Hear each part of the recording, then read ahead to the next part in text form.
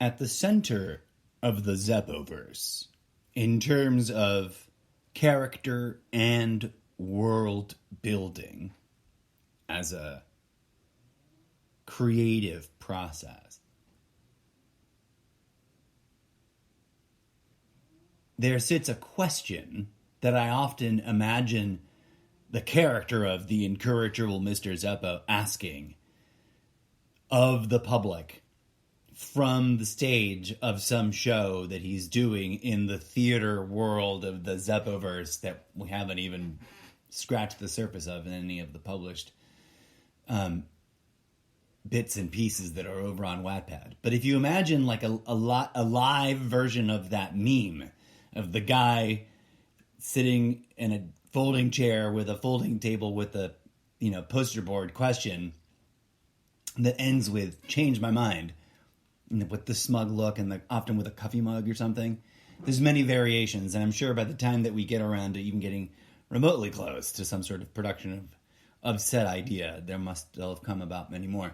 And I might actually create this, but I digress, because this was supposed to be a quick and snappy opening blurb, and it's quickly devolving into something belabored.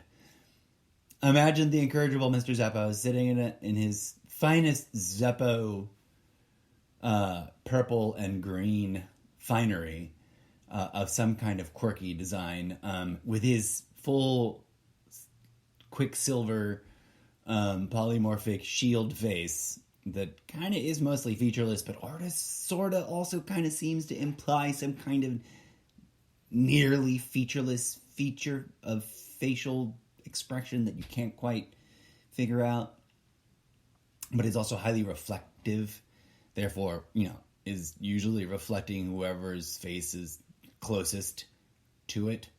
I digress. He's sitting there with a smug impression on that chrome dome face and his hair flowing like some sort of biblical figure with a face plate on, and a coffee mug, and a sign on top of the table that reads in almost stereotypical meme photoshopped over font print that doesn't look like it's actually on that piece of paper. Like I want to know how to create that effect live on stage other than with like a projector. But I digress. The quote is, the words on the little placard or on the meme are "We could, would, should end bracket insert problems here close bracket if we actually individually and collectively achieved species-wide third eye opening transformational healing," end quote.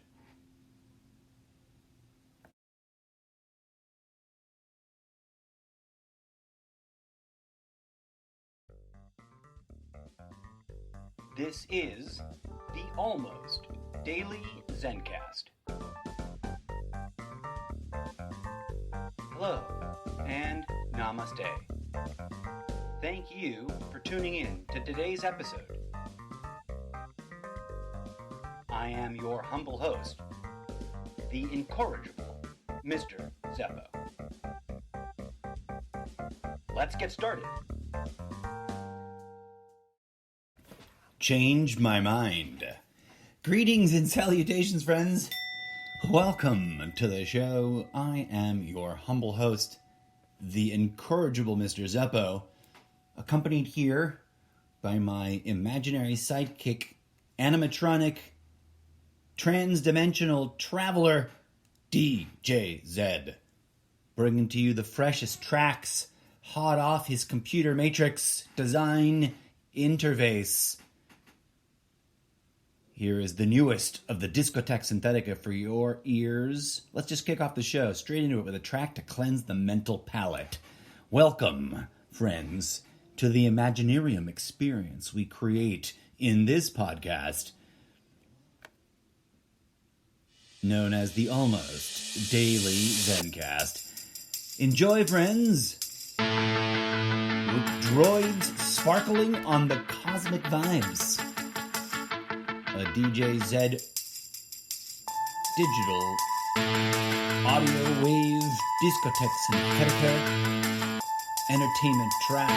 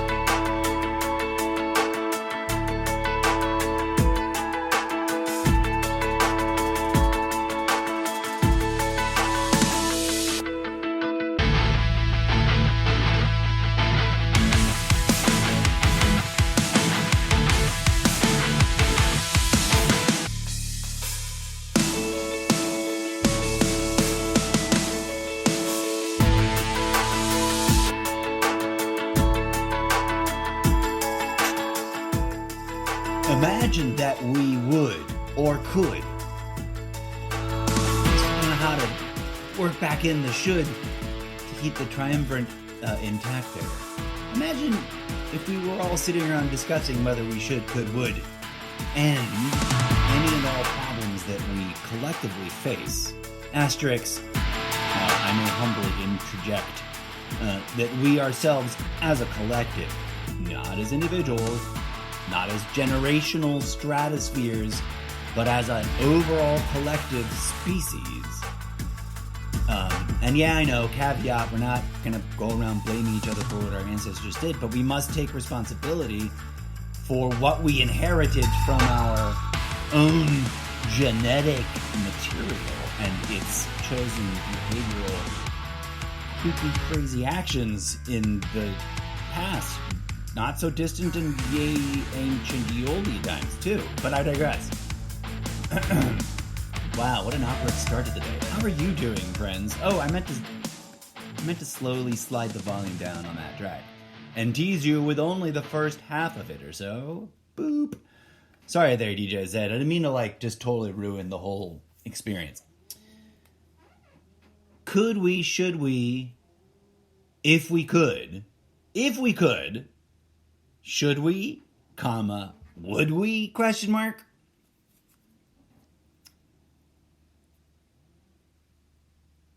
Individually, let's unpack this statement. And then also, dear friends, and I think this is what you're here for, discuss why this question, this meme, if you may, if you'll let me, exists as I choose to describe it at the center as one of the pillar questions at the center of the fictional literary project I call the Zeppoverse, which has many facets and many chapters and many sub-properties and spin-offs and cascading interconnected stories that are wild and wacky and hopefully you'll find engaging and interesting.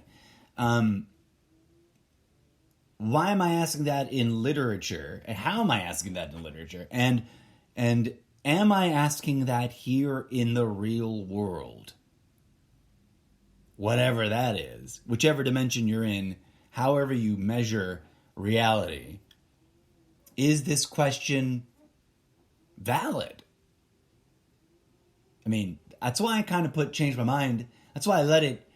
I wasn't sure if I originally wasn't exactly going to make this on that template. The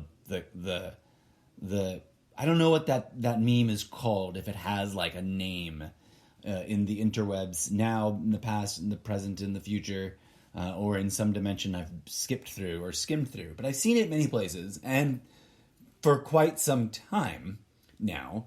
And it's obviously been about many different things, and many different claims, and many different statements of well, quite frankly, personal opinion about things which, may or may not have been actual facts, may or may not have been lies or disinformation, may or may not have been true statements, may or may not have been verifiable, phenomenologically confirmable things, right? It's been used for both. Dun, dun, dun. But that takes us into a sidebar about memes, which I was getting into in the social medias, and I tend to get into it every once in a while. I wasn't sure if I was going to get to this today, but let me throw this at you. Apparently, I posted this yesterday at 2:36 in the morning, and let me put an asterisk or refer to an asterisk on the corkboard. Insomnia, it's a right bastard. We'll leave it at that for now, for today. But, there's an insomnia pin. I've talked about it on more than 3 or 4 occasions on this show, and one of these days I really ought to do a proper insomnia, the Zeppo discussion, Zeppo's comments on insomnia. But here, what may very well be the opening comments to a book I've long been working on, that I think has at least a cover page, if not a chapter or 3, up on Wattpad. But it's meant to be a beautiful, glossy, hardcover coffee book, if you can imagine that. Consider imagining that, right? Like a coffee table book, big, glossy pages. And what is it called? I don't know. I probably should have, could have, would have opened up Wattpad, although today is not Wattpad Wednesdays. We can consider this a sort of Tuesday teaser for Wattpad Wednesdays. And I'll zoom back. The Incorrigible Mr. Zeppo's Lost. I need to update that title because Lost needs to be in there. Lost Memes and Memorandums.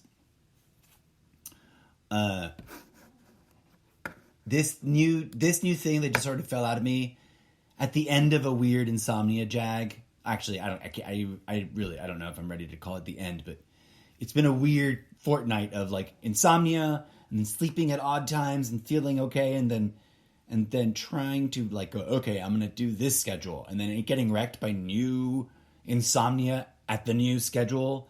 Like my sleep schedule gets offset, and then this insomnia comes and disrupts whatever new settings it's at. But that's a whole nother thing. Pin on the board. Memes. New blurb that's going to go into the Incorrigible Mr. Zeppo's Lost Memes and Memorandums. Although maybe I won't add Lost. Okay. If I may. I wrote this in quite a delirium, and I actually don't remember exactly the way I phrased it all. It might be a little weird. It might be a little wonky. It might be a little aggressive. It might be a little harsh. But apparently I have some friend that I've had recently that's changed their profile picture to be complete sidebar tangent within a sidebar tangent within a sidebar tangent. It's Rick and Morty giving people the bird, and it looks like it's looking at this post, which I only just sort of noticed. Like they're looking at this post about memes and giving me the bird, giving the post about memes the bird. It's really weird. And I keep most references to people on social media anonymous because my show's not about that, and it's about the idea, not the people, not the person involved. And this person's name's in a foreign Asian type font that I can't read. And that is not because I'm racist. I just don't know how to read those languages, And I'm like, it looks like it might be Korean, but I don't know. I'm not that savvy. I have been to Korea once, though. Is it just the once? I've been more than once. Italy more than once. Korea, I don't remember. Korea, I think just the once. Okay, I digress. Wow. Reeling in the tangents, friends. Welcome to the show. If you're new, it's like that. That's why we have the board, the imaginary pin corkboard on the wall where we pin things and connect dots. Memes. That already warrants an edit. A thought just struck. I'm going to edit this social media post live on the air on the podcast. Welcome to the weirdness, friends. This is almost, and well, in a weird way, I'm like sort of practicing for what I want to do on Wattpad whilst live streaming on, what do they call it here? Twitch TV land, based on content that I capture in my own brain's real time when the inspiration actually happens, which is never when I sit down to try and write. That's why I have these new audio rough drafts episodes that are coming up with no music, no intro or whatever. They're just whatever I captured. It's because, like, I don't remember what's on them, yo. Like, they're up there. There's a couple dropping tomorrow. If I don't review them, no actual clue what I said. Consciously recallable. I'm sure it's funny and weird and interesting, but I digress. Here we go. I'm editing this thing I dropped about memes. This little, what would you call this? I'm now currently lost in spell checking it because I realize there's a lot of typos. And there's apparently like main boulevard tree maintenance.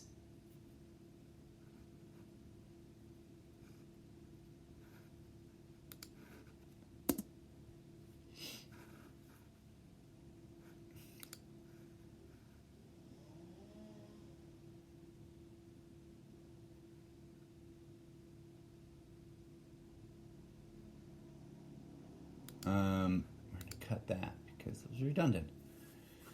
Okay, I'm ready to read the thing. Sorry, I really got into the work. So there's the final spell check bit. All right. In all caps, as like an intro header, memes with a colon.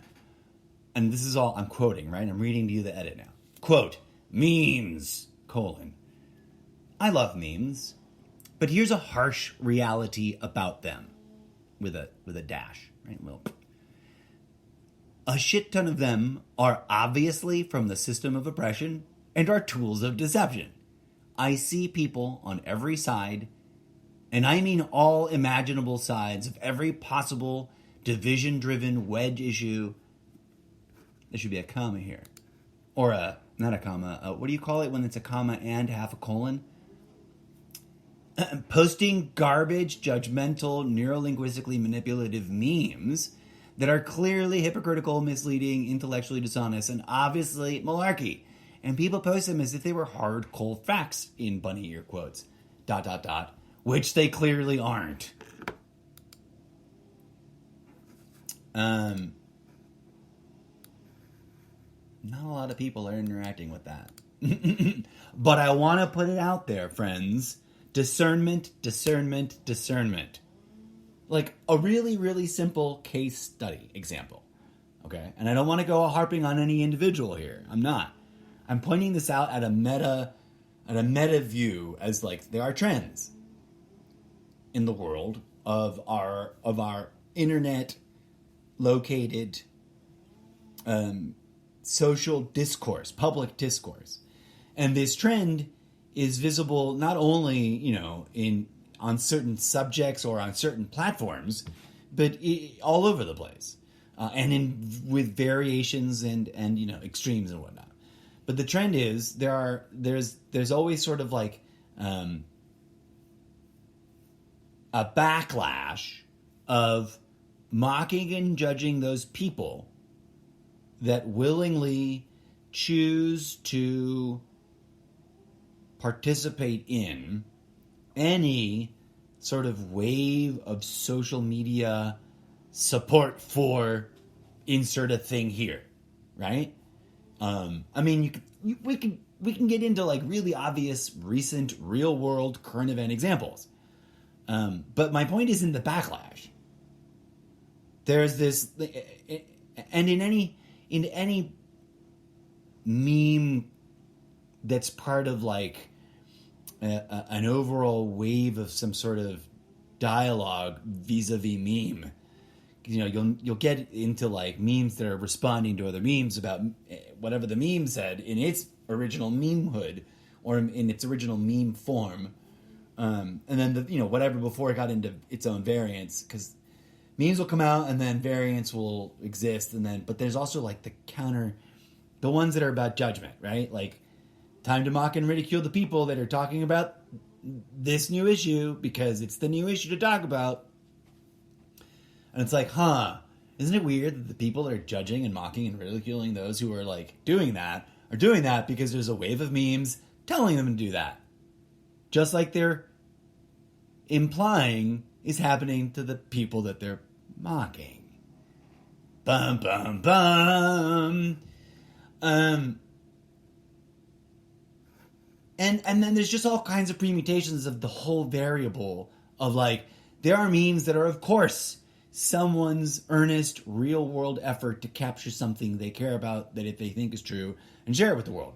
And sometimes it's just comedy, right? Like, let's just set all those aside. The ones that are just raw attempts at comedy, true, honest, genuine comedy, without any attempt at, like, social commentary, per se, we'll just set those aside and disregard them for now.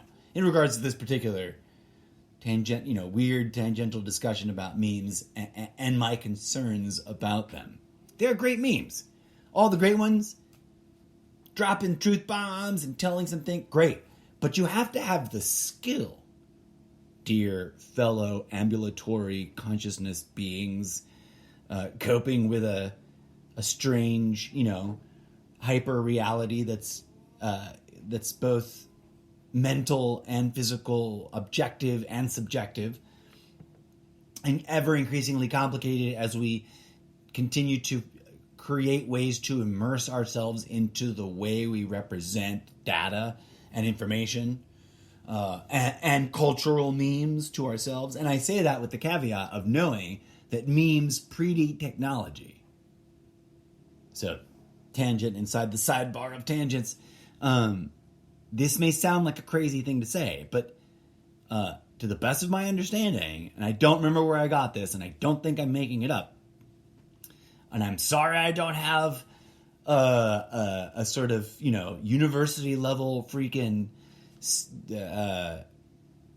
bibliography reference setting, and logs for you about where this novel notion or claim might come from.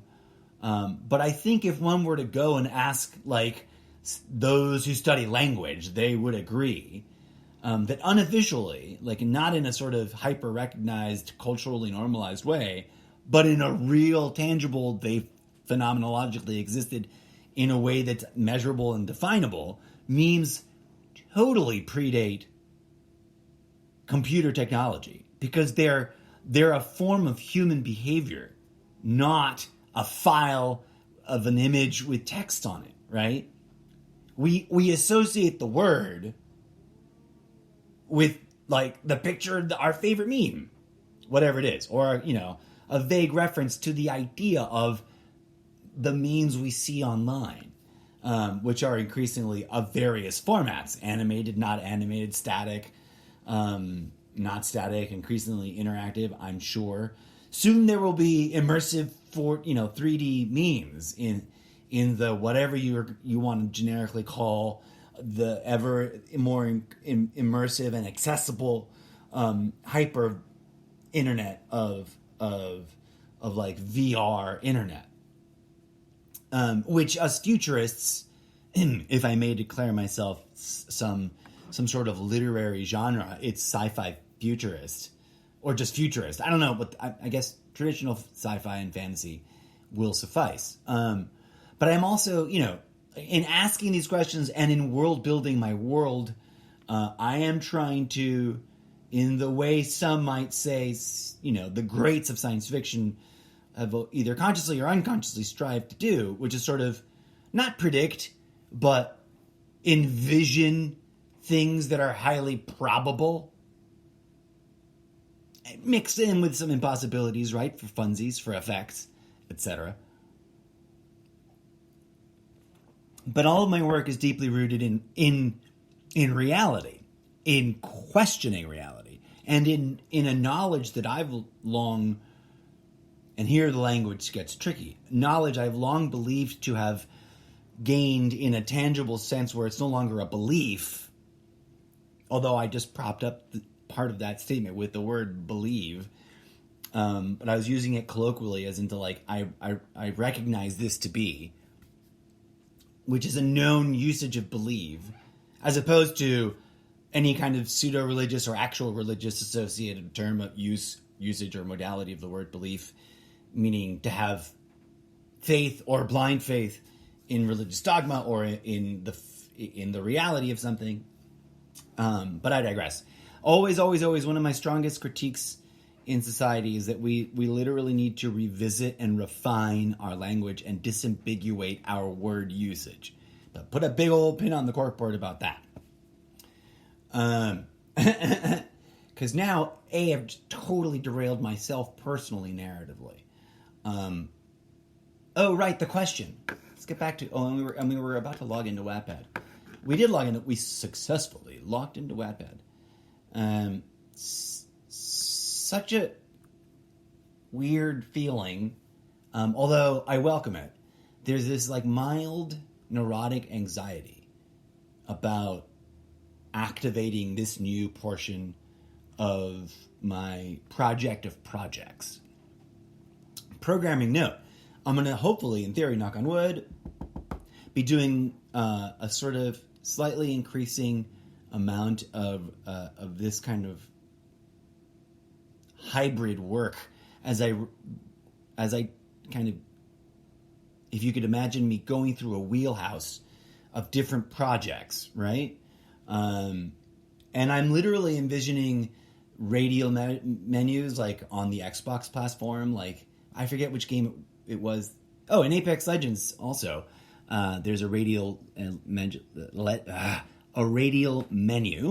in Apex Legends Mobile where you drop things, commands, shortcut widgety things like dropping this object or issuing this emote or spraying this spray tag thing. All of them being sort of similar but different activities that are part and parcel of the the fun bells and whistles of that game and that genre.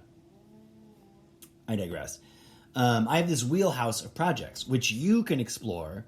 It's not. I wish I could format the website that I'm about to drop the link to and it's the standard one that's in the info for the show. Sorry for the self promotion, but I can't. But one day I might have a website and it'll be a different link, and I will. But so put a pin in that as a sort of help me remember that for future, dear audience. But if you go to solo.to/Mr. Zeppo, if you haven't yet before, despite everything, you may not have had the opportunity. You may not have even noticed that that I dropped this reference as a sort of promotional thing all the time, and that's fine. No judgments. But if you go there, I always speak in the theoretical anyways. The theoretical you, the theoretical me, the theoretical us, the theoretical we.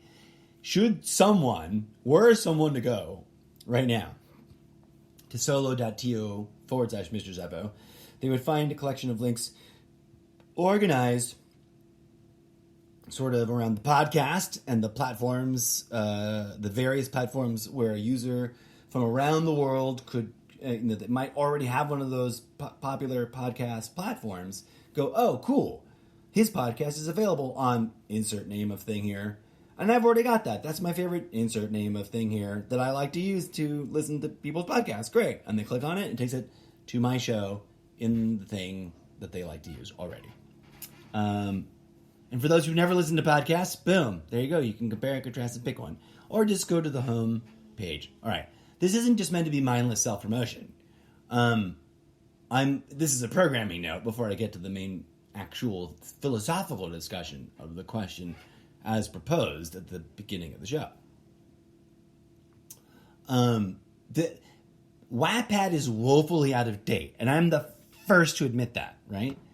Anyone who goes and pays really close attention, for example, and looks at the dates of when things have been posted, the rate of growth on there is exactly the kind of thing that everyone on Wattpad that's ever written how to write things on Wattpad tells you not to do, which is inconsistent, spread out, chaotic, all over the place, and sort of willy-nilly, and not every week or twice monthly or some sort of interesting, well-organized, consistent and visible pattern that people can anticipate and then therefore look forward to, like a TV show, like a favorite event that people invest time and effort to consistently attend and view or read or whatever it is, consume the content of.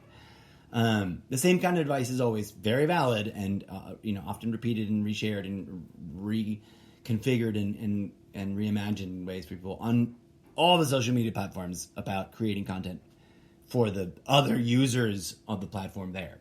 Wattpad, in its core sort of way, is very similar to Twitch, just it's a different medium, right? It's a different medium as it's represented online. Writing books inherently didn't really, need video ever. But what I'm trying to do is bridge the gap because, I'm trying to achieve both those things. And the podcast, which is sort of its own thing in the world, is part of the cycling through of all that process. In large part that, for whatever curious reason, over the past 6 years that I've been doing it now, almost 6 years, not quite. I don't think it's 6 years yet. I've conditioned my brain specifically to sort of go to a flowy place under these conditions, and then it naturally sort of misfires too with sort of fresh, interesting imagery at awkward times, at random parts of the day, in the middle of the night, right when I'm not sitting down to write and I'm not sitting down to do a podcast. But I digress. It's all kind of created a workflow that makes sense to me, but may not be obvious at first blush from someone, say, tuning in to a random episode without having had the context and the workflow explained. So part of what this episode's about today is a little bit of that, but also to wax philosophical about the core question, because the reason it's in my work of science fiction is because I think it's a valid question in reality, and I want to ask it in terms of asking it in public discourse, having it be something that more and more people of the world approach, examine, question, and probe for themselves in a deep, meaningful way, and not in a us versus them, echo chamber, pre-programmed, it's cookie crazy nut job, hippie whippy dooey new age dingalingus, poo poo caca, and I'm not gonna fucking even consider it kind of way, because that's what people do, right? Once we're kind of locked into a tribe and a worldview and a model of like what is and isn't the kind of new thing that you're willing to incorporate, certain kinds of things, especially if you're anti-spiritual, if there's such a bucket, consciously or unconsciously, materialists, they may not want to be accepting of the label, but are sort of kind of blindly anti-spiritualists, except for the ones that are weirdly a little bit of both, which is not impossible, because I believe that the material framework that inspires the materialist philosophy is valid. It's just also existing in a pocket of dimensionality that's part of all this other stuff that's transdimensional and meta-dimensional and other than what the strictly materialist, mechanical, science worldview might limit everything to be.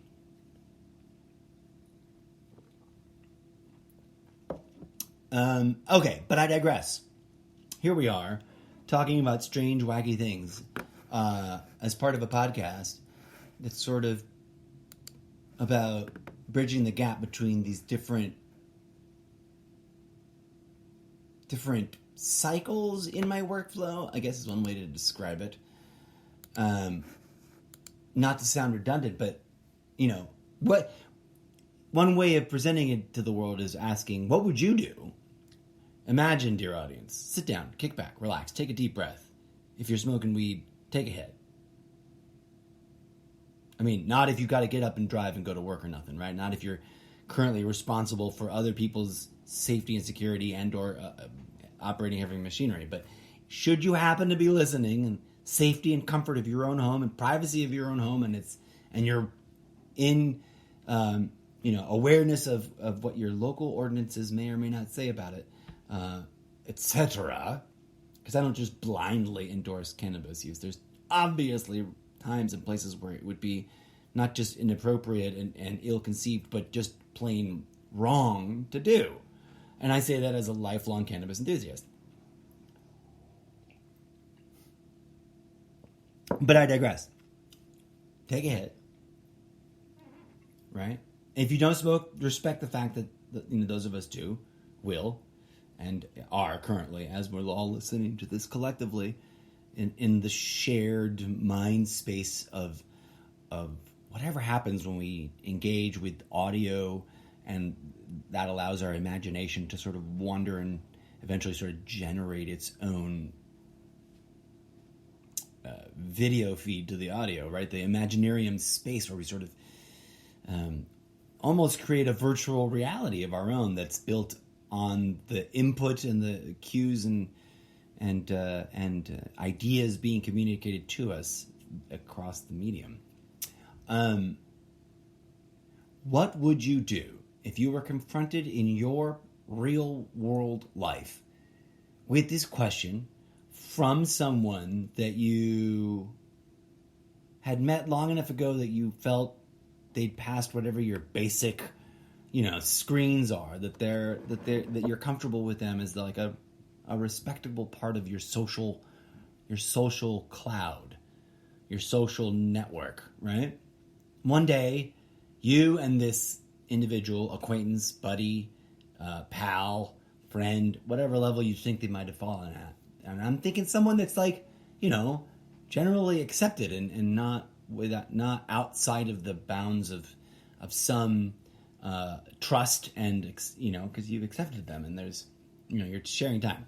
Imagine, if you will, you're at a pub with a buddy, maybe amongst a group of friends, and someone quite eccentrically, quite literally, quite directly asks the group of friends this question, asks you this question, or this challenges you to rationalize why this wouldn't be so.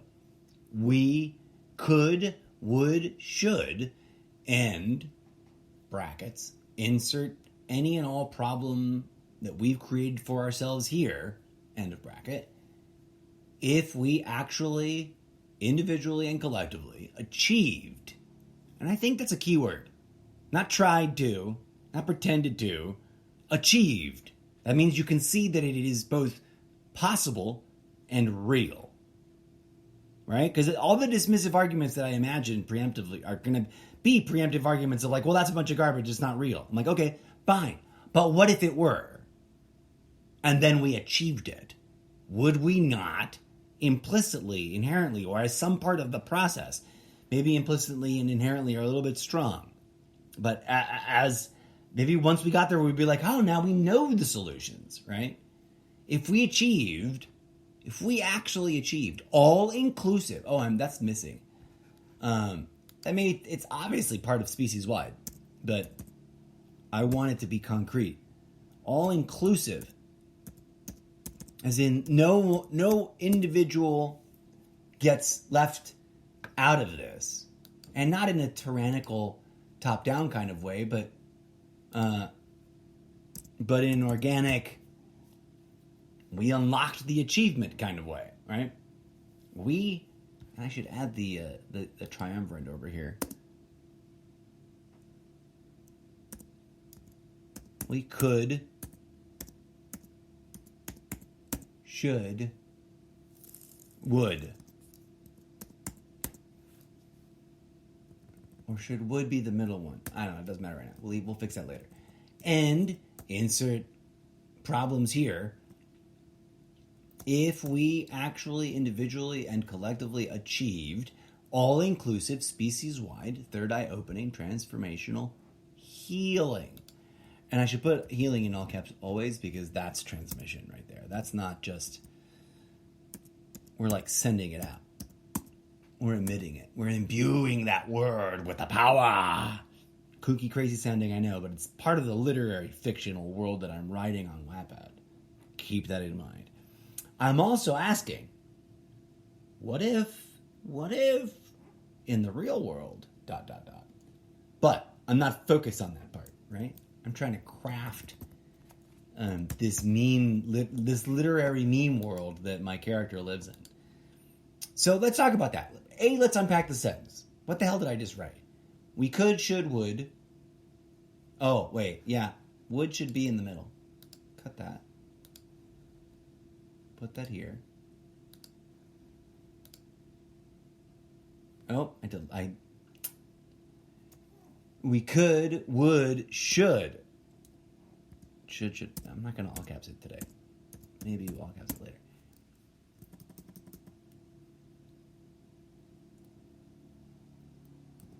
I feel like I need a descriptor before end, like organically, naturally, holistically, spiritually, end.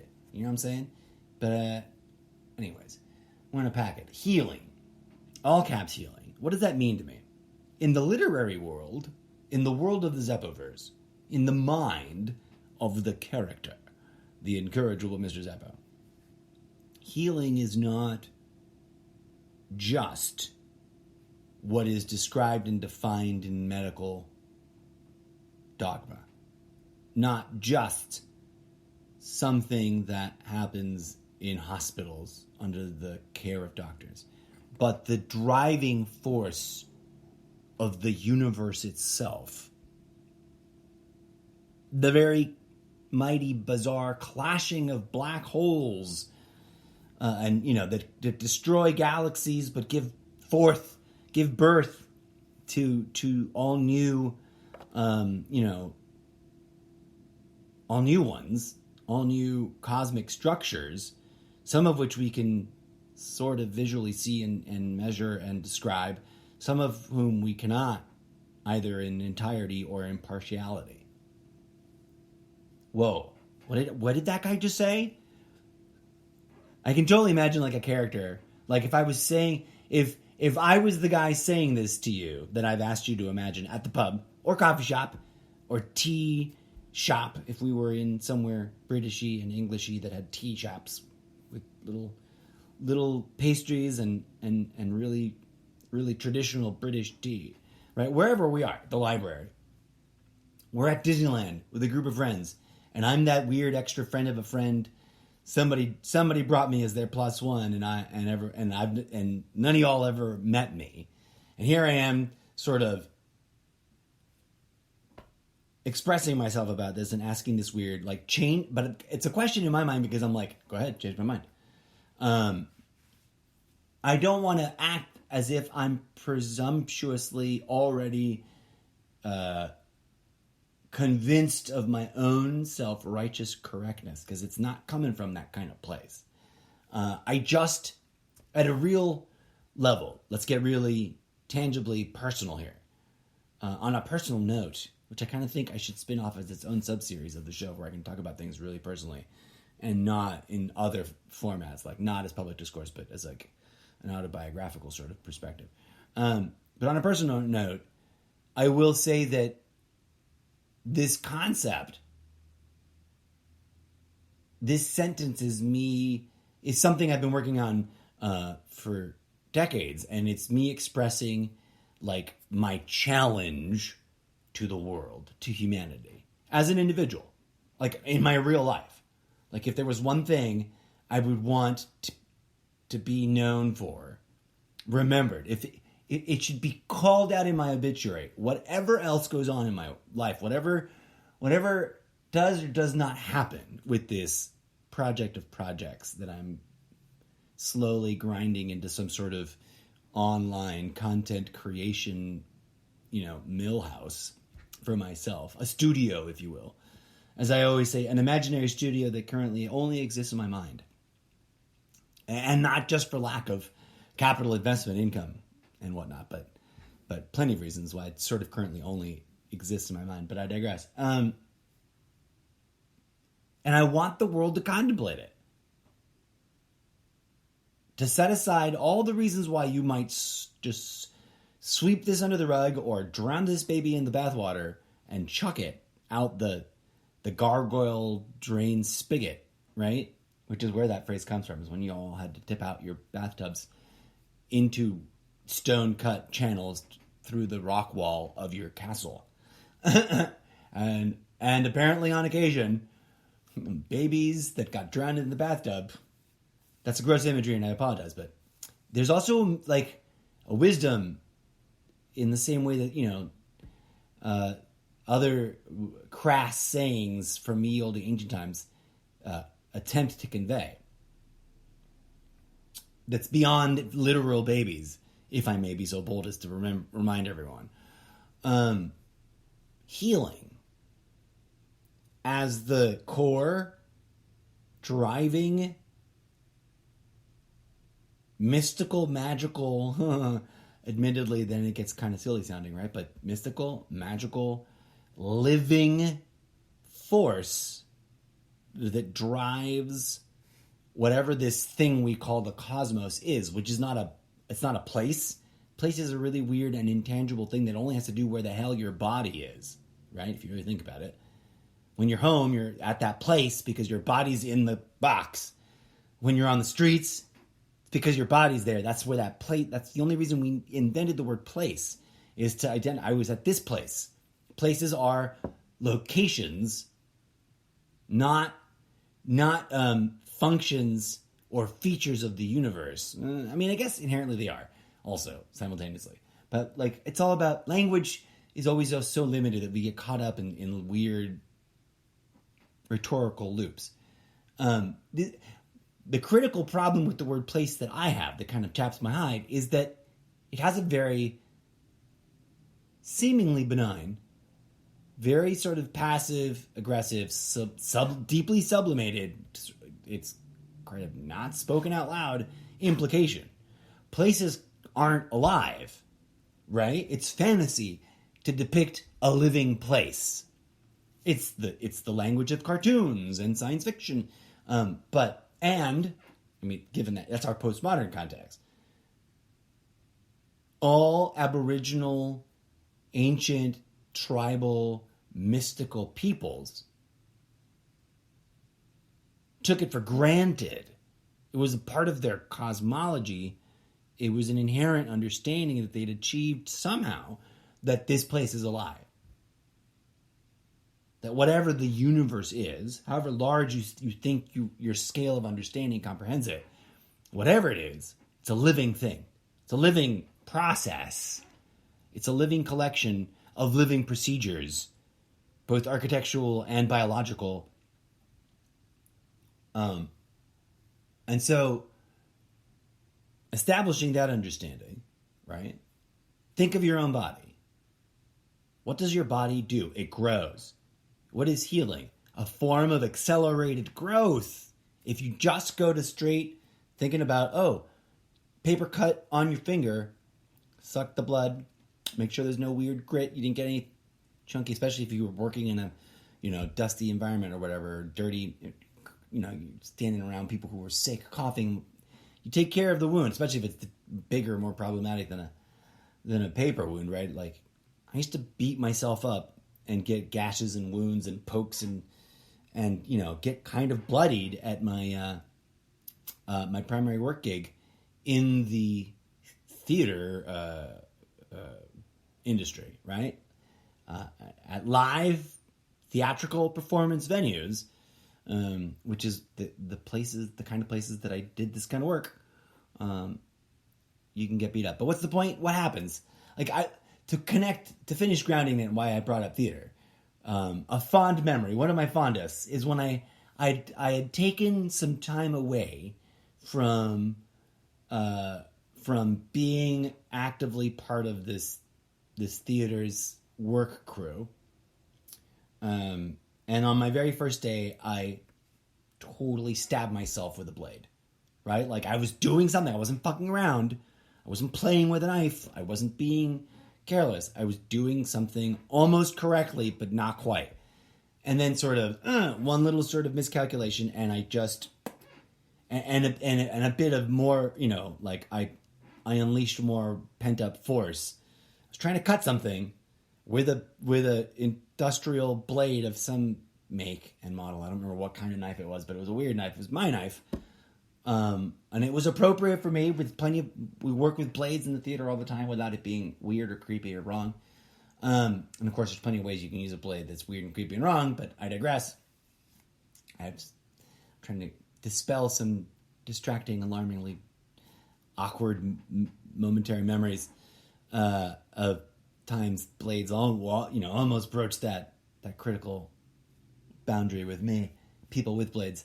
But I freaking just cut myself, right, is the point.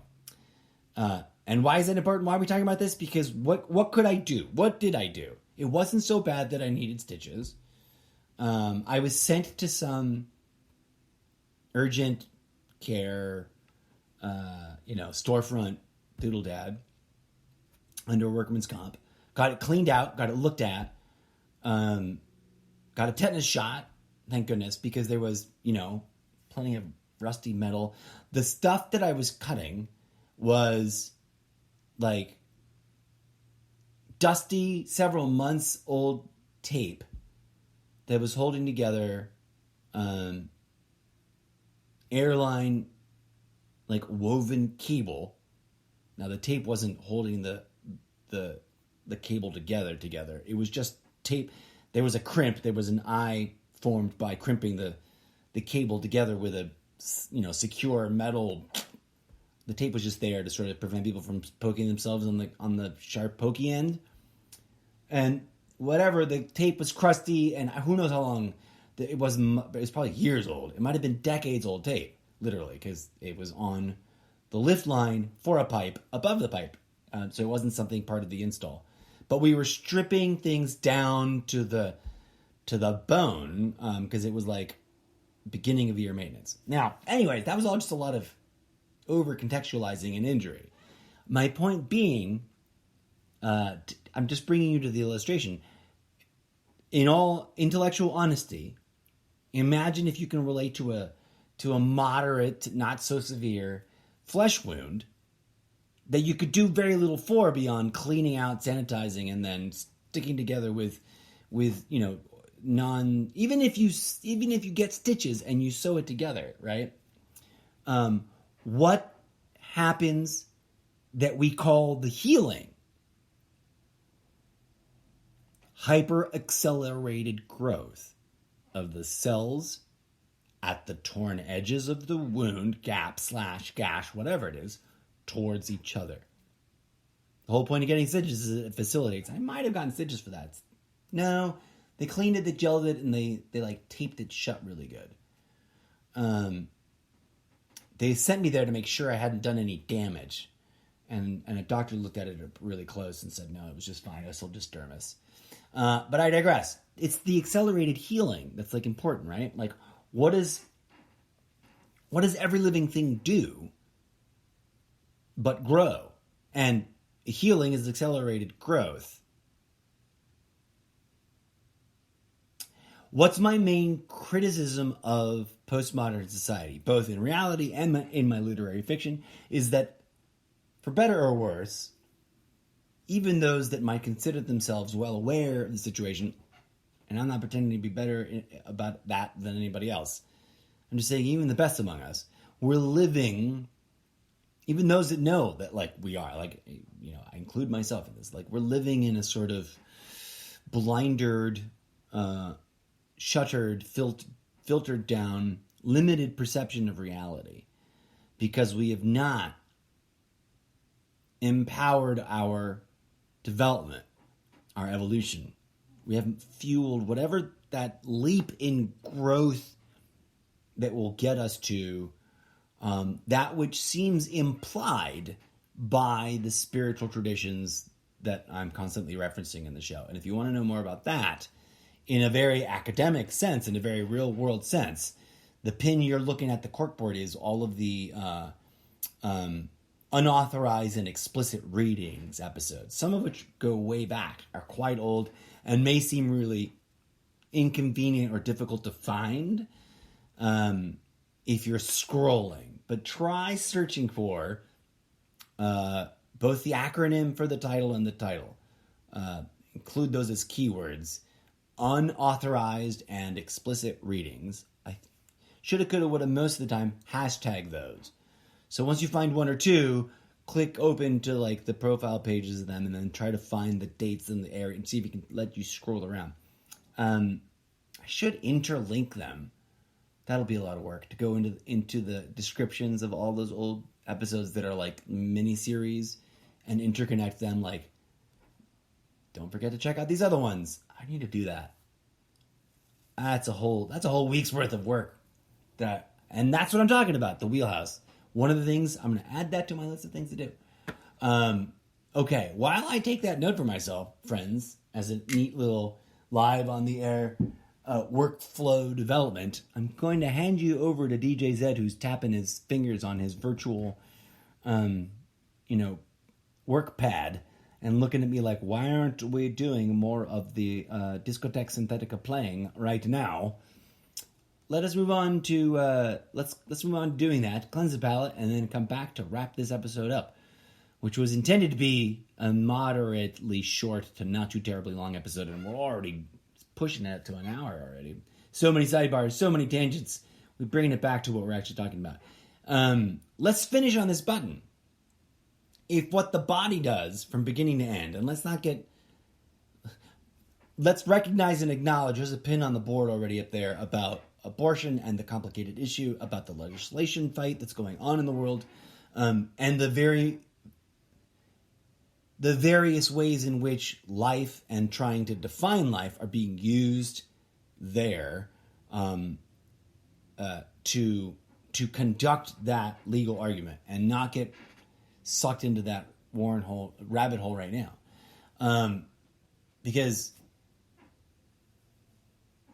we're trying to establish, a different line of thought, but also because, with all due respect, I'm addressing sort of like a question that I want to explore, and that's a really specific socio-political, cultural fight that's not its contexts and its limits, its defined boundaries of what's being fought about don't necessarily connect very quickly or very intuitively to what I'm asking with this question, without any previous sort of exposure to the sort of metaphysical, spiritual perspective that the materialist worldview is sort of a self-limiting worldview that's not quite enough to describe what's going on in the world.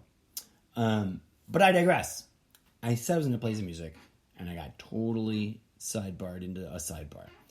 Thank you, DJ Zed, for the reminder. Here is a little track entitled First Time Trancing, a progressive psytrance remix live, audio digital asset, live to tape recording performance from a fictional album from a non-existent genre known as Discotheque Synthetica, from another dimension of robot dance music.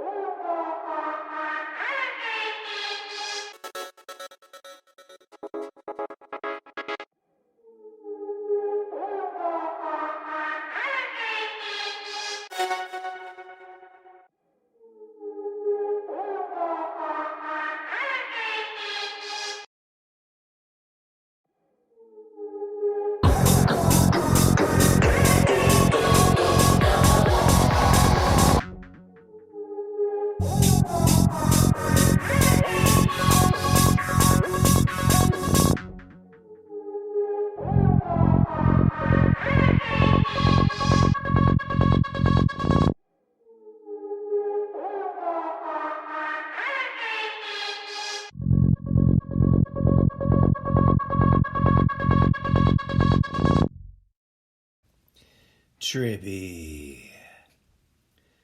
I also cheated. That's not exactly where the track ends, but it was a nice drop to drop it in. To drop a faux ending in. Welcome back, friends. Having cleared our minds, let us redress the auditorium of our, the auditorium and stage of our shared imaginarium space in the center of our minds. What are we talking about? The universe. As you may have caught on, during the course of this absent-minded, spirally, rabbit Warren-like podcast, although I don't consider myself a rabbit hole, although I guess I could be described as such, my product, this show, the podcast.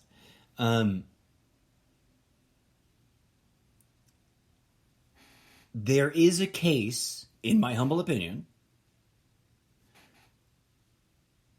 for the argument or the theoretical claim, the theoretical assertion that it is highly probable the universe is indeed some kind of living holographic fractal recursive process, a living process of processes, a living system of systems that propagate through fractal recursion the manifestation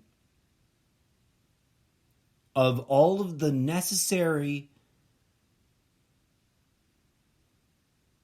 ephemeral, difficult to discern, nearly invisible architectural phenomena of the metaverse necessary for there to be a probability waveform function fractal waveform tunnel of possibilities being expressed in the what we call material reality. Material reality being itself a very dense hologram, right? This is a subject of pop cultural analysis that's been around for quite some time. But like, you feel really solid. Take yourself through this mind journey. Imagine your own body. It feels very solid. You stub your toe, it hurts. You knock on wood, you feel it on the knuckle. Now, scale your imaginary perception, not in a fake way. Pin on the corkboard, imagination does not equal fake. Discussed it plenty of times. 10-10, just missed it. And I'm sure we'll come back around to discuss it again, thus demarcating it as pinned on the corkboard. Imagination does not inherently equal fake. That's one of the most tragic, nonsensical adult impositions on childhood that this species is perpetuating on itself. That we as a species, collectively, Western culture, and I'm sure this is probably also true throughout in all other cultures, if there's, a spectrum of cultural, whatever you'd call it, identities, human cultures seem to, and forgive me if you are someone claiming a culture, believing or living in a culture that does not openly, inherently, and dramatically do this. I bet those are all weird descriptors, but we simultaneously praise and throw out generic lip service adulation at the idea of imagination, right, and creativity as these things that are important. But we also disparage, criticize, and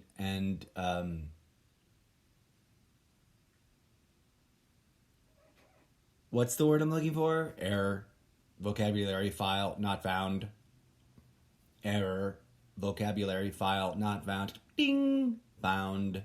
Ding. Discipline the youth for quote unquote overactive imaginations and associated behaviors and whatnot. But as we discussed before on the show, and we'll come around full circle to discuss again on the show, and probably in some special feature segment again, the imagination is profound. Name one thing created by a living person in the world you find yourself in that didn't start as some spark of inspired image or thought or engineering. I can make it work this way, I can build it that way, kind of eureka moments that well up from where? Deep within the mysterious void of the imagination, for fuck's sake.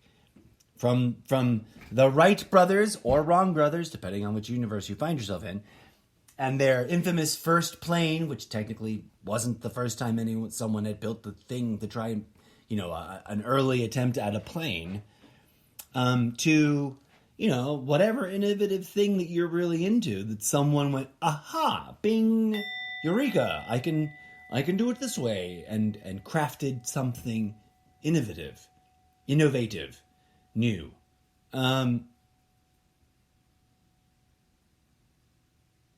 What does it have to do with what we were just talking about before? Imagine, if you will, that if the universe is a fractal, and your body is a result of the universe doing what it does, right? Is it not? Is a tree not a process in ever tumultuous, if not rather still and stoic to our eyeballs, never-ending, slow motion growth, right, into its form, shedding layers of itself as new layers of itself do what? Emerge from deep within, right? Both sort of along the timeline of what a plant is generationally, and also in the sort of slice a tree and analyze it, and what's going on? There's rings. What's at the center? This nucleus of new material that emerges from whatever center line in a tree is, right? And we can cut it and slice it and look at it, and it's just like this invisible nexus of the center of the tree from which all layers or rings or generations of its growth emerge, both vertically and horizontally.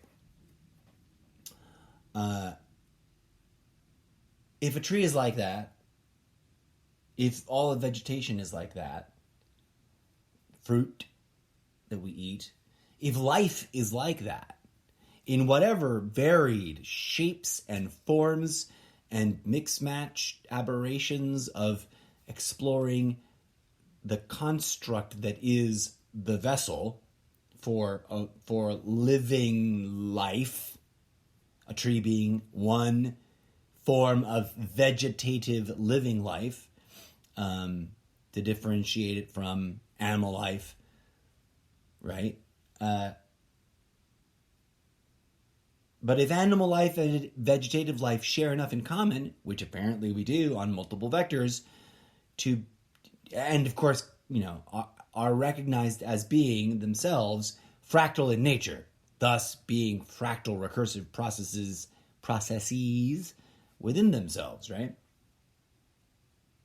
Thus, all of these things, which are true of individual examples, like my body, your body, the body of most things that are alive, the tree's body, because trees heal, right? And what happens when trees heal? It's accelerated growth.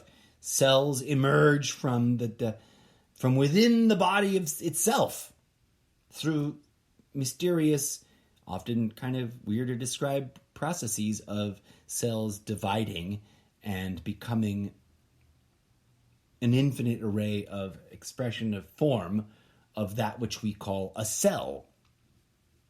Watch out. If there isn't already, I'm sure there will be a wave of science is all a lie, there's no such things as cells and cellular structures kind of madness in some sort of conspiracy theory claim of having debunked whatever evil, wrong, misleading statement cellular theory is.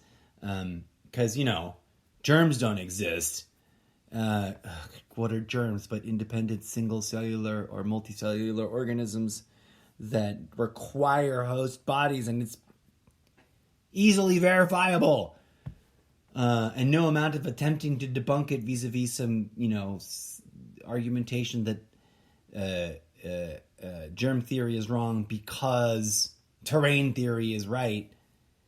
Let's put a pin up on the notion that, up and down coexist and actually co-create each other. So many supposedly juxtaposed theories where you're asked to pick, believe in this or the other, are probably something of a dualistic up and down, yin yang, they co-create each other phenomena that sort of must exist because the other exists. What? You say what now? The universe, in one way, could be described as an echo chamber of echo chambers. Not in a bad, negative, ooh, politics, boo-hoo, fear, let's break that habit kind of way.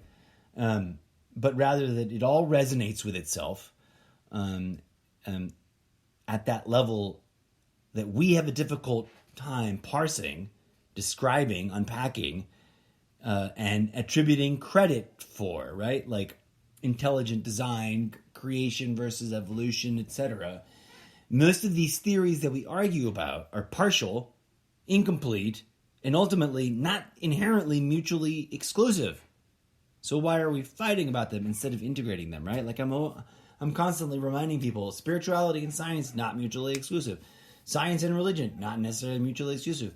Religion, while, postmodern organized religion, most of them, if not all, show clear signs of various forms of aberrant, corruption-based behavior as a collective of various collectives.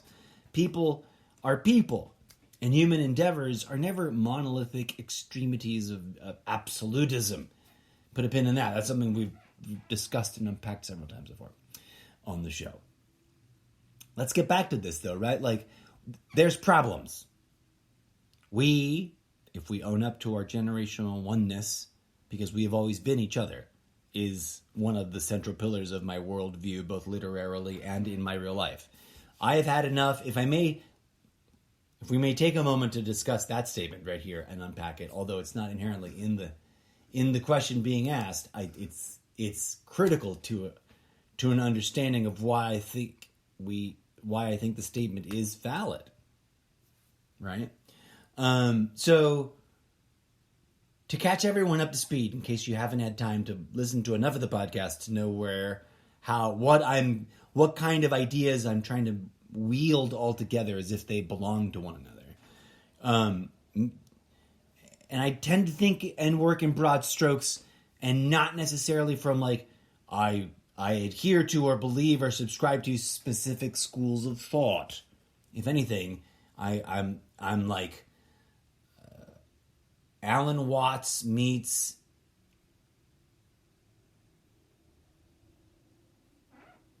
George Carlin, right? And speaking of George Carlin, and Alan Watts, future tense, I really want to do a George Carlin like stand-up comedy media review for the Irrelevant Media Review series. And past tense, much of the unauthorized and explicit readings episodes have very much to do with Alan Watts. So go yonder into the podcast of episodes and enjoy.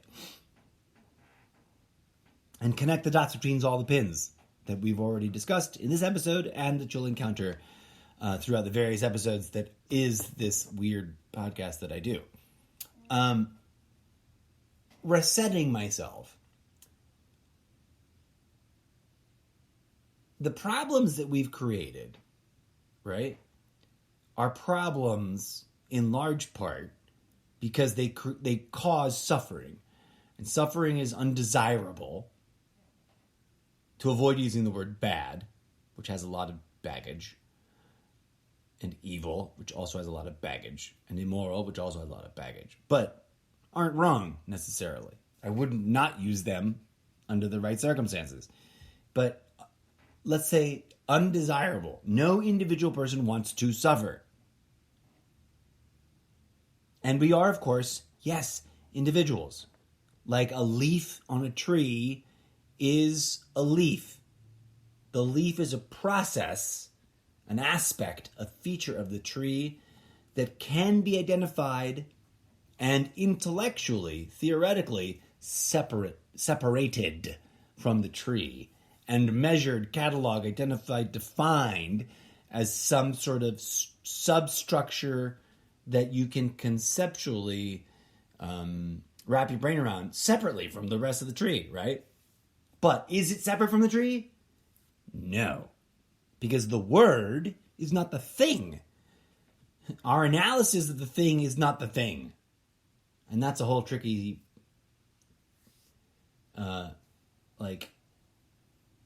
it's a whole tricky thing that tends to clothesline us as we're rushing towards some sort of exciting idea. But I digress.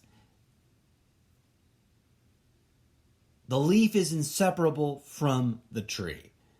I think I've done an episode or two where I referenced my own weird tree, talking leaf mythology analogy of trees, warring about ideas about the nature and structure and form and function of the tree trunk and destroying parts of the tree for profit, right? To commodifying the very branches that give rise to themselves as leaves, because they've identified as leaves. They've personified leafhood, and they've not rationally connected it to the process or procedure or event or phenomena or organic living being that is tree, because their focal point is defined by their leafiness as leaves, right? That's in the sort of the way snowflakes are individuals but are infinitely varied kind of analogy that way predates the right's use of the word snowflake, which is pointless and just wastes the analogy, ruins the analogy, so I reject it. Snowflakes are beautiful, profound, deep, meaningful, divine things, because water is a deep, meaningful, beautiful, profound, divine thing, because the planet and all of its interconnected processes, living systems within systems, are beautiful, divine, profound, important, intraconnected, and interconnected things. Bunny ear quotes, things. As you are, as people are, right? The human species, while apparently tangibly separate from one another in these individual flesh pods, these ambulatory meat sacks of blood and bone, pin on the corkboard, there's intraconnective, psycho-spiritual, energetic, architectural, species-wide systems, apparently. If my own intellectual and pragmatic exploration of these ideas has been accurate and is valid, which I have a tendency to think it is, that it might be, right? If I'm wrong, I apologize. But I'm working, under a sort of collection of interrelated theories. I'm alive. You are alive. History, as we know it, has its problematic issues and moments of corruption in interpretation, etc., but vaguely must contain some factual aspects of things that have occurred and statements that have been made and ideas that have been captured for posterity. even if they've been sort of run through the muck in intervening periods of time, one can investigate, disambiguate, discern, and separate that content that must be acknowledged to be meaningless for whatever reasons, and that content which has apparent value in pursuing further investigation because it seems to have measurable, verifiable, factual components, and therefore implications worthy of pursuit. Life being life, the universe being a fractal being fractals, right, by definition, we no matter how you word it, no matter how you interconnect it, you eventually reach a place of going, the universe must be alive. If I am a fractal, if every aspect of my body, once looked at from the right angle perspective, scale, zoom, and layer, is fractal, right? As I was waxing about on social media, trees resemble lungs. Rivers resemble our arteries and veins. Structurally, cells in ways that are both dramatically beautiful, geometric and architectural and mysterious and haunting. The inner world resembles the outer world in more than many ways, more ways than I think can be counted. That are some of which are very abstract, some of which are uncannily, almost impossibly direct, as some real world examples can be made. Like, quite honestly, once you get lost visually in a extreme close up of an eyeball, looking at focusing on the patterns created by the colorations and cell structures of the iris, and some imageries, of real world telescopic photography of massive gaseous structures out in the universe. And I'm not saying that they have similar function, but rather that there's an eerily undeniable, uncanny, visual, structural similarity in their phenomenology that can be viewed, right? For another example, and this is why I started waxing on this. Someone had posted a meme that doesn't overtly, but inherently, in my mind, seems to imply an incorrect conclusion, but that's something that's trendy and popular in certain overlapping circles and comes from conspiracy theory content.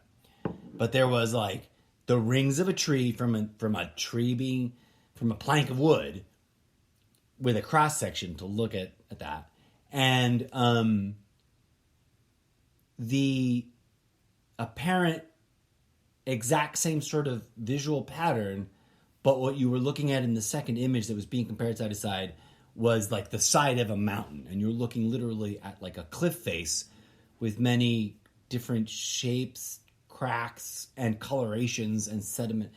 It was a big, tall mountain, right? And you're looking at probably several hundreds, if not thousands of feet worth of cliff face. And there seemed to be a similarity in the overall patterning that's visually detectable in that chunk of earth, rock, whatever it was, combination thereof. Plenty of implied, or plenty of theories about giants, about mountains being giant trees, about giant trees turning into mountains. They're often sort of vague in their implication. They just sort of connect, are associated with people who believe in giants, but nonsense. What the whole spectrum of them inherently always sort of end up taking places that don't make any sense, as far as I'm concerned, from my limited review of them, and categorically unnecessary if you understand, recognize, and integrate the knowledge of living in a truly fractal reality, a reality whose form and function and expression of all things is fractal in its nature and in the nature of all things. Your body is a fractal. It conforms to fractal mathematics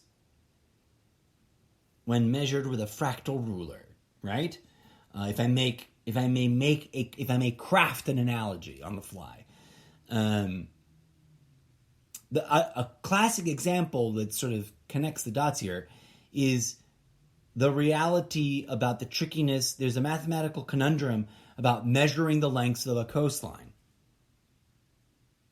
Because it's full of crags and nooks and crannies and culverts and bays, and it depends on how you measure it, right? Like if you're looking at satellite imagery or a map and you're working with X scale, whatever the scale is, and you're using a table ruler, you could calculate a rough estimate. But if you were to go literally with that same ruler, a foot-long table ruler, like desktop, schoolhouse ruler, and measured the physical coastline, you'd probably get a slightly different, wildly more accurate, but also, and mathematicians point out that if once you acknowledge for the fractal nature of reality, and the fractal nature of the dimensions of the coastline, once you adjust there's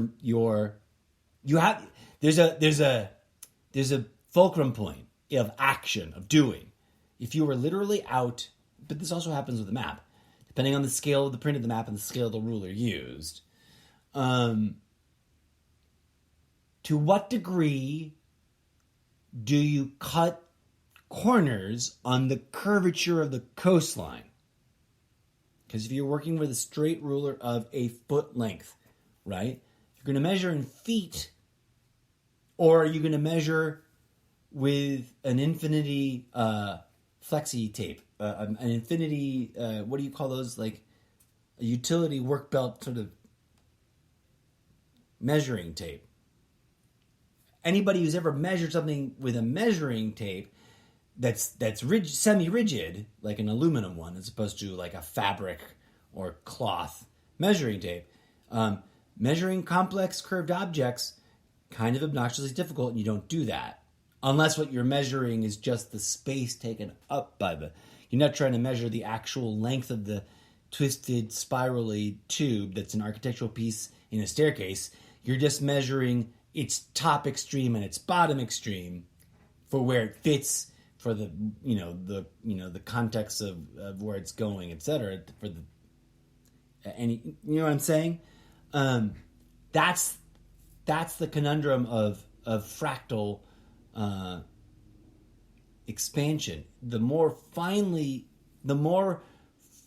you measure and accurately you try to measure the coastline, the larger the number of variants you're going to get for your estimated result. A person measuring it digitally using, for example, a GPS-driven thing will get the result that is figured in the way that driving miles on road construction is figured. And so will account for far less curvature on the coastline. But if you were going to go literally measure the waterline, per se, to get the most finite and accurate measurement of the coastline, you're going to have to account for every tiny little bit of curvature on that coastline, won't you? So you'll get a much different number, arguably, mathematically speaking. They'll be within some sort of range of similarity, right? It won't be It won't be just to make up silly numbers. It won't be 5 miles and 20 billion miles. But for example, if you measured it in inches and then converted that inches to feet and then those feet to miles, it's a conundrum. It's a puzzle of reality. Reality is like that. The finer you look at a thing, the more detail you get. Which is why we're fascinated with magnifying lenses and telescopes and microscopes, etc., etc., etc. Back to the thing I was saying about what physics says about reality. When you knock on wood, as I think I recall, this has been used in stand-up comedy before, and I recently watched some stand-up comic who I wasn't familiar with being featured on some little loop thing of tape of videotape on social media, discussing the mysteries of this. This is a common trope in physics. The molecules of your knuckle knocking on the door, whatever the wood is, the table, the door, the chair, the molecules of your knuckle and the molecules of the object you are striking, technically, if you zoom in and close, realistically get up and accurately try to measure it all, there's wiggly gappy room. And no matter how hard you may be pressing your hand in the moment of knocking or in a sustained, like, I'm just going to try to push my hand onto the surface of this door, onto the surface of this chair, onto the surface of this table, neither the two shall meet is a physical reality of the physics of the molecules of your hand and the table. Although it feels like I'm touching the table, although I can hurt myself knocking on the table, the molecules of the two brush up against each other, and the gaps between themselves, right? The me molecules have gaps between them, and the table molecules have gaps between them. And everything all comes up really close to each other, but doesn't interact, or else there would be chemistry. That's what chemistry is, yo. Chemistry is physics in intimate interaction. And yes, physics is chemistry, and chemistry is physics. Like a square is a rectangle, and a rectangle is a square. Sorry, but a rectangle isn't a square. But it's a kissing cousin relationship. They're both, what are they both? A rectangle and a square are both something else, and I always forget what that is. There's a word. A quadrahedron? I don't know. I got really nerd voice going there, but awkward, like junior high, pre-puberty voice cracking happened there. Wow. That was embarrassing. And it also completely derailed my thought. Like, what on earth are we talking about? Growth, healing as a process. The body, that's what it's doing, right? It's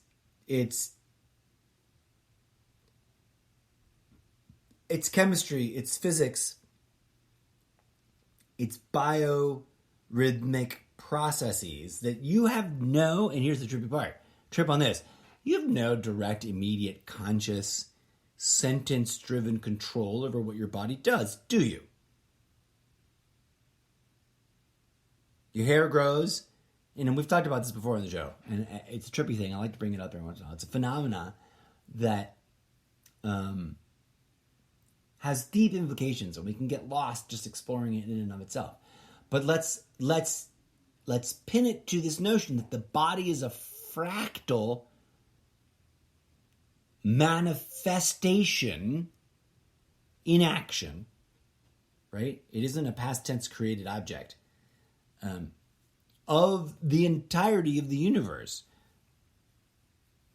We would not exist in the ways that we do, inclusive, not allowing for any exclusion of any soul, any life form, any living body that's got a consciousness and a whatever that mystery is that we call the soul, and self-awareness, and the reflexive mind to be like, I am me.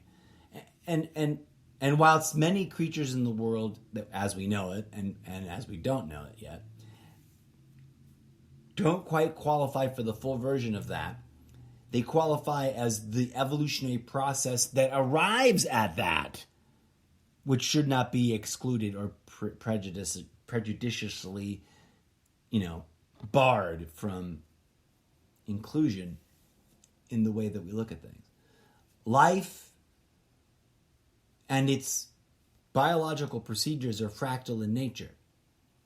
The universe is fractal in nature. The universe and its multidimensional procedures are fractal in nature.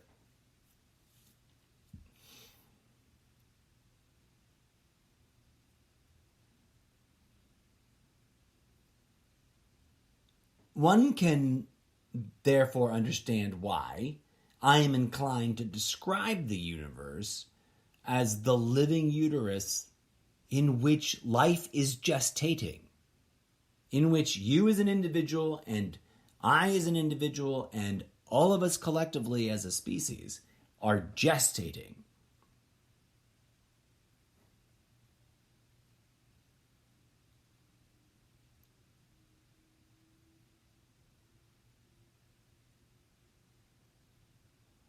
If part of that process, this cosmic gestation of life, and it's not limited to our species. We're not going to be species elitists here.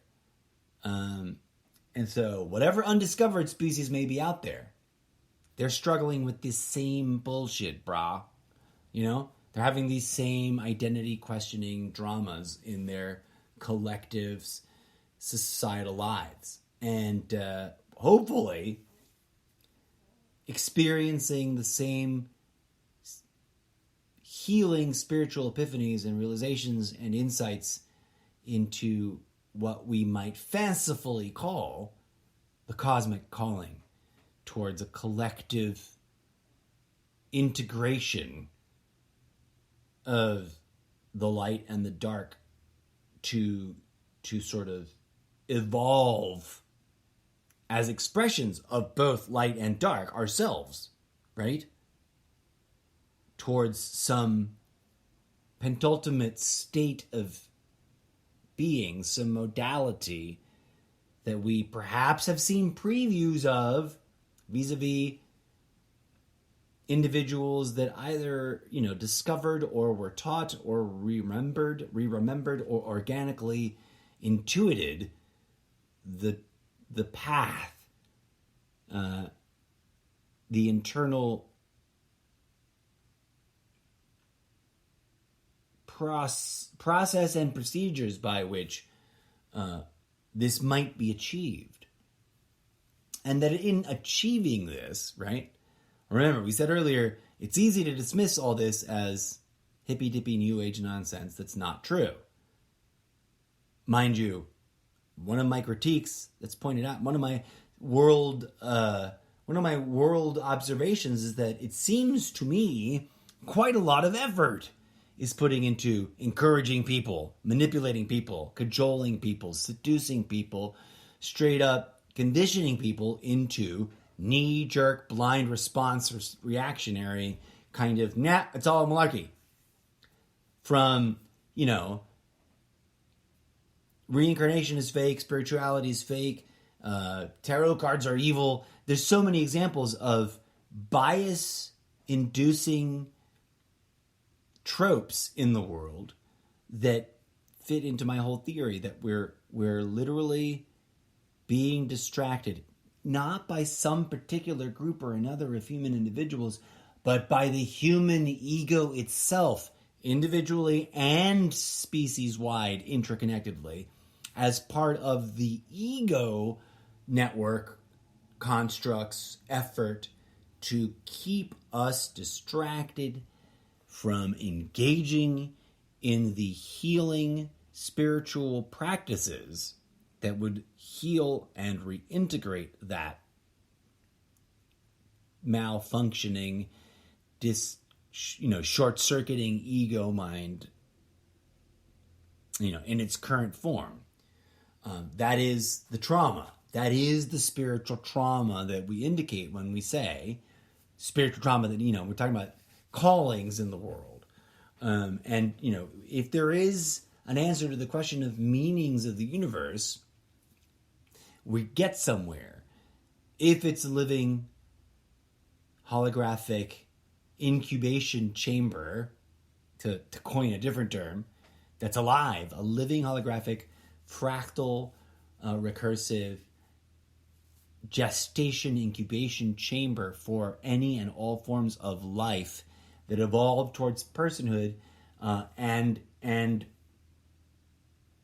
refine their awareness to be able to turn inwards and explore the internal metaphysical mechanics or ingredients or whatever they are. Words kind of start to fail a little bit, but that are phenomenologically there, that can be experienced just in a very intense way that words tend to fail at describing. But that once you've experienced it, you don't need the words to describe it, right? And that sounds weird. That sounds crazy. To some people right there, that would be enough to discredit any amount of goodwill or intellectual credit I've been given. But I don't know how else to put that part of it. And I do believe that to some degree or another, it could be said that Buddha agrees, right? That other transcendentalists agree. The sublime is the sublime because it is sublime. And not much else can really be put to words about it beyond the poetic. As someone else points out, I think this is Gary Zukov, someone else who I'm a fan of, although I don't know very much about them, and I've only really read the one book. I haven't read any of the other books. And many might dismiss this book as outdated, but I think it's still really rather applicable. But it is pointed out early in this book that if one were to attempt, and I'm paraphrasing severely here, I'm not trying to quote it, I don't have it in front of me. This is not an episode of unauthorized and explicit readings. Please do go listen to those episodes in which I may have touched upon this passage and unpacked it at length. But let me just try to paraphrase and unpack concisely. If one were to attempt, or to put it in less academic terms so it doesn't sound so cold, if you and I, conversationally, were to attempt to describe a mote of dust, whatever dust is, as accurately and as precisely as possible as it drifted across the volume of space that is a room with a shaft of light through it, right? Photograph conveys to the imagination the complexities of all of that much more efficiently than if we were to try to describe it word by word, sentence by sentence, as it all unfolded. If we were to try to describe the universe at all in that way, it would be an impossible amount of verbiage. It would be too many words to read all at one sitting. If you were to try to describe how hair grows out of your skull really accurately, really intensely, without sort of generalizing it, but at a hardcore moment by moment level, it would just be words and words and words and boring, repetitive, because the universe and its forms and functions, the body, life, and its various vessels, and that which we do not call life, but arguably must be alive in some form or fashion if the universe is alive as a whole, which I am proposing and suggesting, and we must figure out a way to get our description that satisfies those who have not contemplated the notion before, not into blind belief, but into the curious pleasure and joy of exploring it for themselves experientially, right?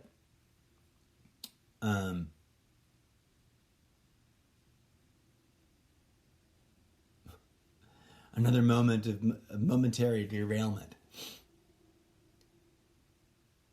The problems we have created, the problems any civilization in any point in time, on any planet, in any time frame, in any timeline, in any framework of probability, waveform function, interrelated variable universes that are diverging or converging towards each other, because that's, my understanding of things. The problems created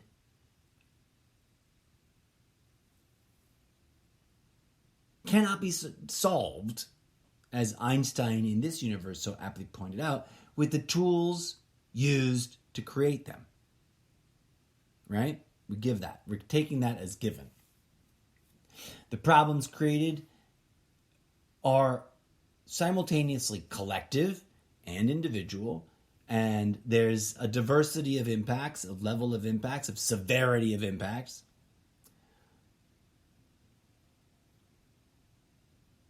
And because of that quixotic nature of being individual and collective at the same time, effective solutions to these problems must approach the problems from a deep understanding of that quixotic nature, if I may be so bold. And if I may be so blunt as to say, even the best of our plans, even the best of our most ambitious attempts to solve these problems haven't fully functioned that way, right? And haven't been deployed from that kind of deep-rooted understanding of things. I would suggest, I would humbly propose that that we would have to agree to that, given the results, which is a lot of activity, a lot of busy work, a lot of well-intentioned effort that has a limited range of impacts, again, with a diverse range of severity, or whatever the inverse opposite of severity is that would describe a good impact. But the problems persist. They evolve, they adapt, they become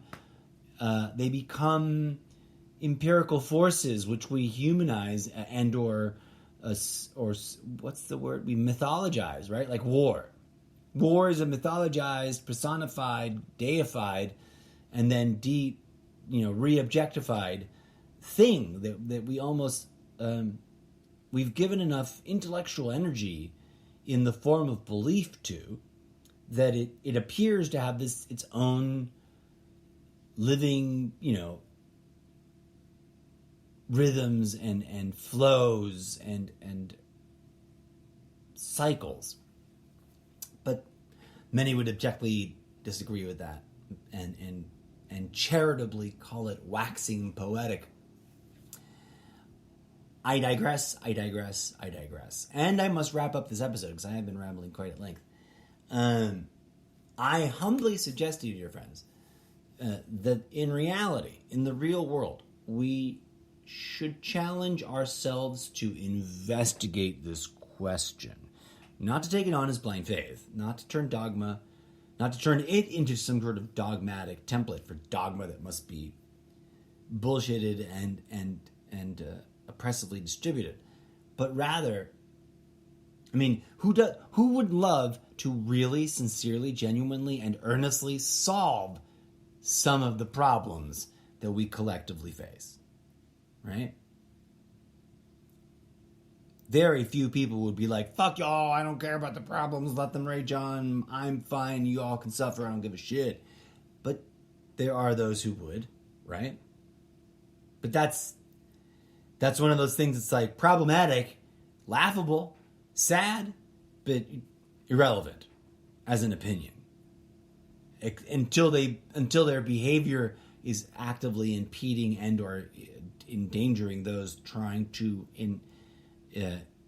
engage in the manifestation of this solution, we cannot worry about those folks, I think, because they'll get caught up in the wave of healing, arguably, as will all other individuals. Because let's zoom back out. What we're talking about here is a very complex notion, which, to many people's dismay, can there's an argument indicating that some form or expression of this as a reality in human life is found in almost all spiritual cultural archives around the world, sublimated into some sort of story of similar mythological proportions, although also covered in things that differentiate them because of cultural context and whatnot. And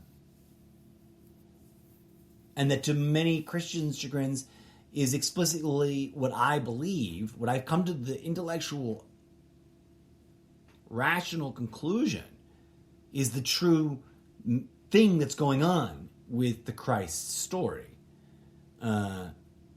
Buried deep under the many layers of highly shiny, polished malarkey that's been, used to encase these gems of hidden truth, some of which still shine quite abruptly and bluntly out of the casing of nonsense and corruption and bullshit. Pardon my French. For example, if thine eye be singular, then thy body shall be made of light. And other references to the pineal gland, which as many other individuals, cultures, and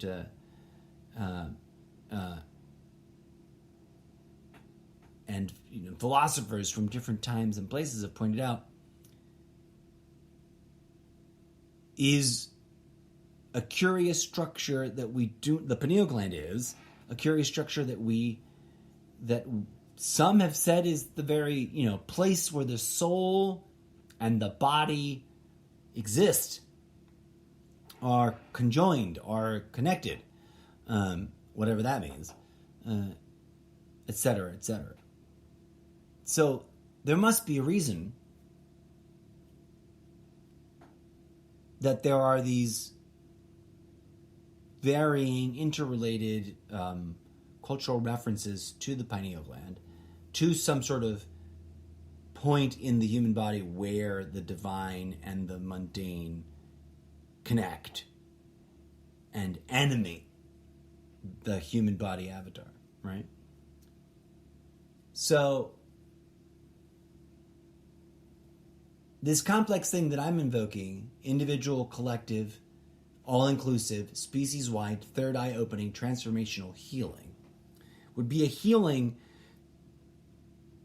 that, theoretically speaking, would purge all cellular structures, all body organs, all tissue, all flesh of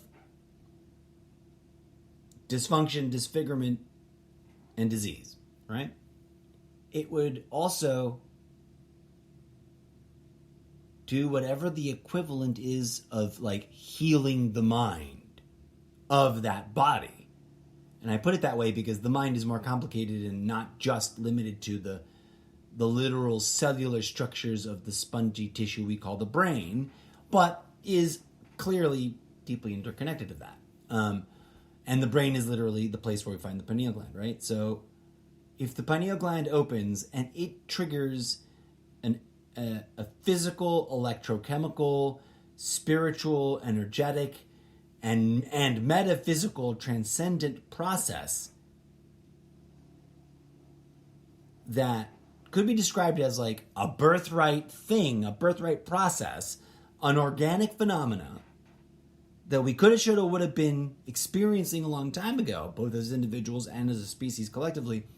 But we have, for reasons that could take days to explain but could be limited down purely to three simple things: greed, avarice, and hubris. But I digress about that. This evolutionary healing, because it would be like an evolutionary leap, has been described in a bunch of different ways, and a synthesis of all those various cultural descriptions that recontextualizes them in a postmodern, post-sciencey sort of sense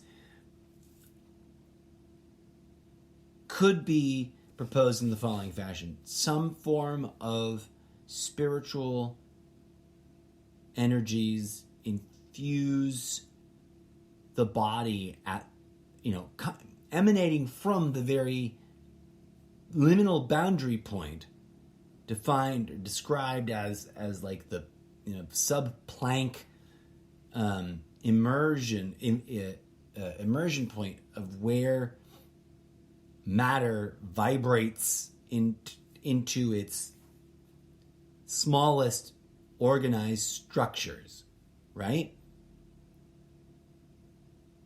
What is the genome made out of? What are those component parts made out of? Protons, electrons, neutrons, and quarks. What are the quarks is smaller than that. You get down to that scale? What's inside a quark? What's inside of the thing inside of a quark? You get to what Marvel calls the fractal zone, and I only reference Marvel because I don't know how much they own that word, but I think it's a real thing, right? I think that physics is trying to discover and define and measure and wrap its collective human theoretical hive mind around the notion that somewhere deep within there's literally a boundary point where all that is known to be material is emanating out of a void of empty, infinite expanse of nothingness that is fractal in nature and some sort of inverse, opposite, kissing cousin of, in my mind, I think this has to be some sort of thing that, it's some sort of kissing cousin, inverse, opposite process, similar to, but at a radically different scale of operation than black holes. And for some people, that might sound like a radically insane leap to jump to. But I've made it. I've made it for the purposes of constructing, I'm writing sci-fi, right? I'm not telling you that I know for a fact that that's true. I'm saying, I sort of love the notion of that. It seems like it could be real. It's all based on, inspired by my admittedly amateur and quite limited understanding of physics and astronomy and cosmology and spirituality and interconnected things that I find that synergize for me in my mind, right? If the universe is a living holographic fractal that is creating this material plane, and I don't like the term plane, a plane, because it implies or is being used to coercively enforce some sort of blind faith adherence to the flat earth model, which is clearly, obviously, easily debunkable as wrong. Because it's neither a flat tablet of some kind of crusty object that's flat and square shaped or flat and round shaped, nor is it an inherently inanimate, as in not alive, not as in not moving, inanimate object made up of natural resources available for us to commodify at our pleasure, right? It is a living system of systems. The planet itself is inseparable from the rest of the whole, the way the leaf is inseparable from the tree. And only in the sense that what our eyes can see seems to be an individual unit of stuff that is separate from other individual units of stuff that are, to some people's minds, inexplicably bobbling about in voids of quote-unquote empty space, but obviously are, conjoined to one another through meta-dimensional, intra-dimensional, therefore technically to our eyes invisible, seemingly intangible processes, forms, and architectural structures, which some of which have names, some of which have don't, some of which have been identified and personified through the polymorphic humanification of nature, some of which have been miscategorized and misidentified as vile, horrible things, etc. Some of which, these architectural, phenomenological things that exist, inherently must exist in order to render reality the way it is rendered. And I choose that word specifically because it is a rendering. It's an ongoing, always evolving, ever perpetually, like, creation is a verb, not a past tense completed event. Thus, if that's the complex reality, if we just spend a lot of time, an hour, 127 minutes and 27 seconds, boom, describing what is commonly referred to and easily dismissed as the fabric of reality, and your part in it, our part in it, because we've always been each other, right? Because consciousness emanates from the singularity of all awareness that is the cosmic mind imagineering this into existence.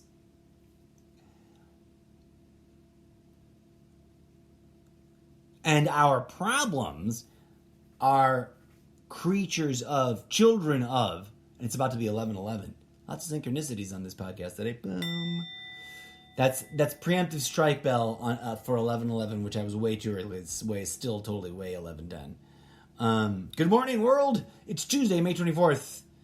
Good afternoon, good evening, and good night, wherever you're tuning in from. I just totally lost my train of thought again. And I thought I'd just kind of go into radio disc jockey self-announcing mode to cover for it.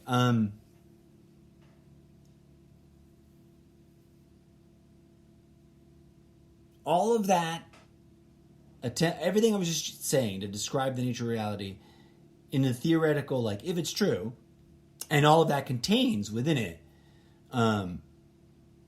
the writings and theories of such thinkers as Alan Watts and others who speculate about a sort of Zen take on the universe that incorporates all other religions too, but a sort of divinity is the imagination of the universe dreaming into existence, the imagination of your mind dreaming into existence the reality you experience.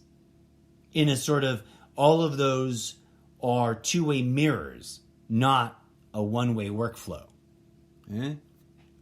If that is so, and in our mundane world, we've distracted ourselves from the divine realities, we've hyperfixated our mind on these sort of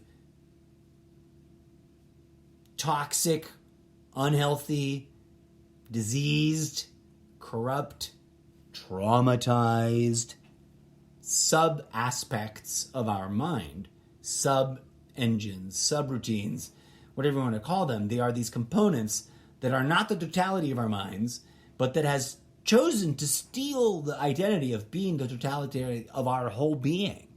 The ego mind has, right? And it's hell-bent to keep us trapped in our limited, because in our more advanced evolutionary aspect or modality that I've been pointing towards, that which would happen if we completed the healing required to activate a third eye opening phenomenological event that would be transformational in its nature. There would be some end result afterwards, right? Some rendering of what it means to be human after that transformation. I'm not pretending to know exactly what that means. I don't play that game. I'm just saying it makes a hell of a lot of sense that we should be striving towards achieving that if it's real. If some version of that, because the words and the theories are not the thing, if some version of what everyone from Jesus to Buddha to Mithra and to Zoroaster, whatever his name was, and everybody in between pointed towards, with enlightenment, with awakening, and all the different labels and terminologies for the similar phenomena of piercing the veil and getting through whatever this process is, which seems to be, once you bring the totality of evidence together from all the various sources, including your own deep, probative, personal meditative practice and external world observation, to confirm the phenomenological experiences for yourselves, we get to this place where, friends, the living aliveness of reality can be experienced. The living aliveness of reality is palpable, as is your own, right? Is your own living aliveness not something tangible to you, or are you so jaded by the ideas you cling to in your mind that you're numb to it? That's something we wrestle with, right? That's something my protagonist characters that Mr. Zeppo is constantly disrupting the lives of are wrestling with, which is why he's disrupting their lives. But why it's important in reality is because if we conceptualize Christ as a living example, not in the biblical, historical, dogmatic sense, but in some sort of like, let's get wild and wacky experimental sense, what if what happened there was that someone diligently walked a path, explored and experimented with the right combination of spiritual practices, whatever that means. I'm not even going to pretend to know. Like, I don't have some recipe of things you got to do to do it. But like the one, my favorite is Buddha attributed quote ever. It's not about inventing it. It's about rediscovering it because it's inherent and organic. It's there. Always this path, this spiritual practice, awareness, realization, and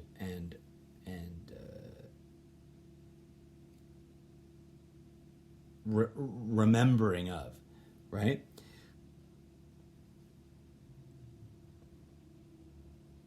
If it's there, and it takes an individual's conscious, chosen effort to transcend the mind through abdication of ideological constructs and the turning inward of the mind's eye, the very thing I call the imaginarium of the imagination, the theater of the mind, towards that which can be revealed to oneself through the complicated thing that is contained within the simple word meditation.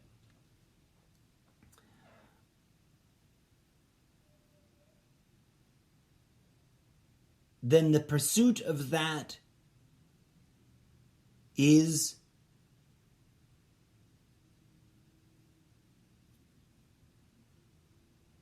quite likely the pursuit of that rediscovery, that self-remembering, that reintegration of oneself is each and everyone's like calling, birthright, responsibility, depending on how you look at it, right? And instead of fighting about dogma, killing each other over ideology, politically abusing ourselves and the resources that we fight over, because we do. We don't just fight over the resources, we literally abuse the resources themselves and the body of mother from which we derive them. If we all step into that responsibility, if we all step up to that calling, if we all dare ourselves and each other to bring this awareness about, to bring this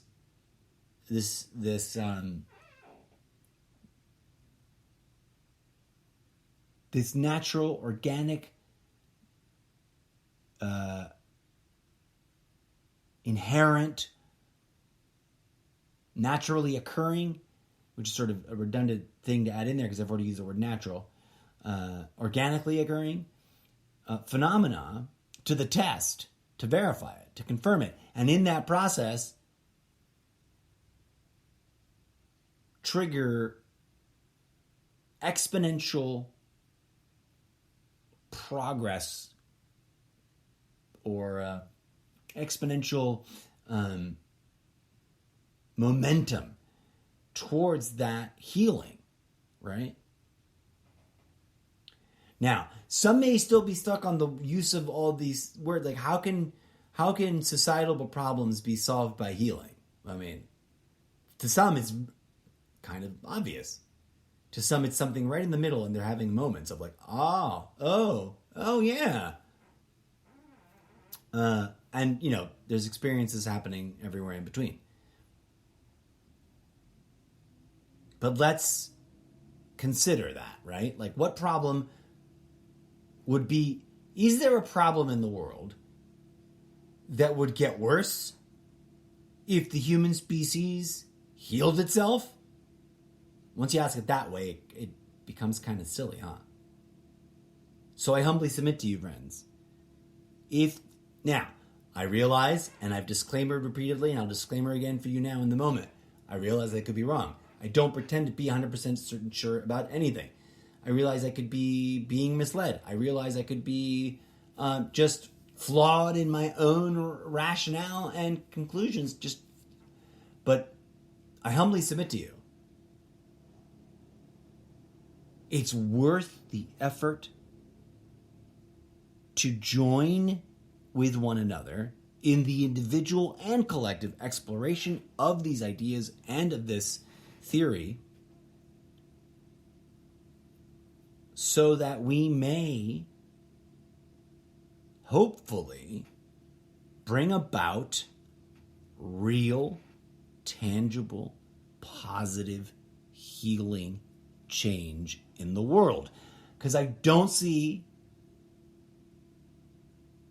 why we wouldn't want to do it, and I don't see why it wouldn't. I mean, call me crazy, but I can't imagine how focusing on healing, focusing on spirit, the spiritual trauma that needs to be addressed, and addressing it for the purposes of healing, with the goal of healing it, how that could create more trauma. Now, healing is not always a simple, straightforward process. And as I pointed out before, and I'll point out again, the universe seems to function in spirals, as my mind does, as other things in the universe tend to. So healing, arguably, is not a straight line. It's not a straight graph chart from left to right, climbing up and or failing to do so and declining down, but rather a spiral that spirals through a whole complicated, interconnected web space of all kinds of different things going on with ourselves in our bodies, and sort of revisits things or reconnects to things or repeats itself in various ways until it doesn't have to. But I digress. I feel like I've been rambling for quite some time, and maybe falling just shy of actually making rational sense. But I hope that you've enjoyed the verbal roller coaster nonetheless. I need a break. My vocal cords need to reset, and I need to contemplate what I'd like to address, creatively speaking, the rest of the day. So, friends, I thank you with deep gratitude and straightforward humility for your attention. It is deeply appreciated. Thank you for tuning in. Thank you for listening.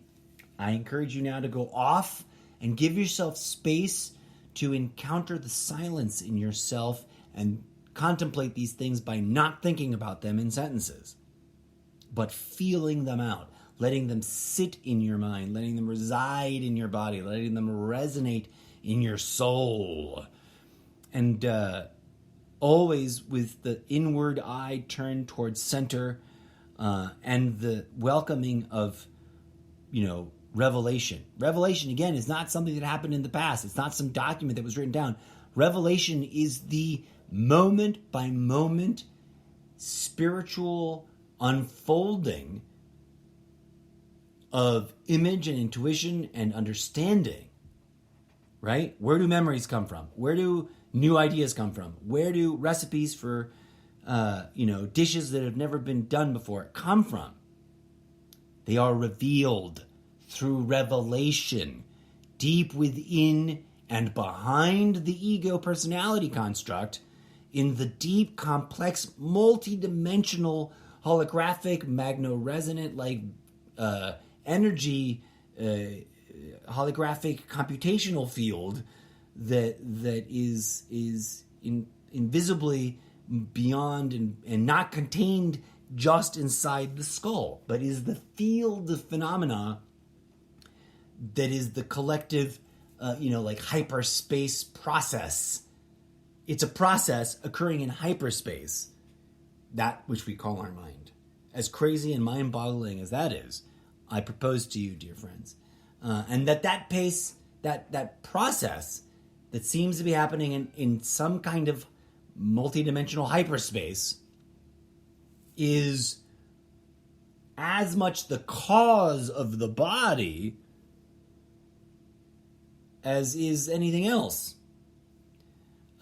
Because they co-create each other in a sort of conjunction as up and down do, if that makes sense, as a weird analogy. And if it doesn't, I beg your forgiveness, friends, and I humbly encourage you to join one of the many online social media communities, where you can posit your question at me for future anonymous referencing here on this podcast.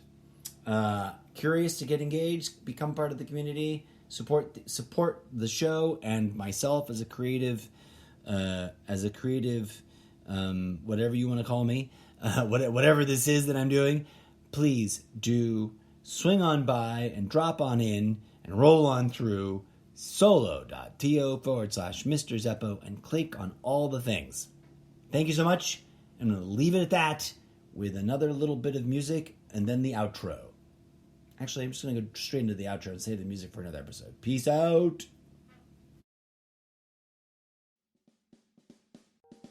And that is what I've got to say about that. As always, thank you kindly for listening.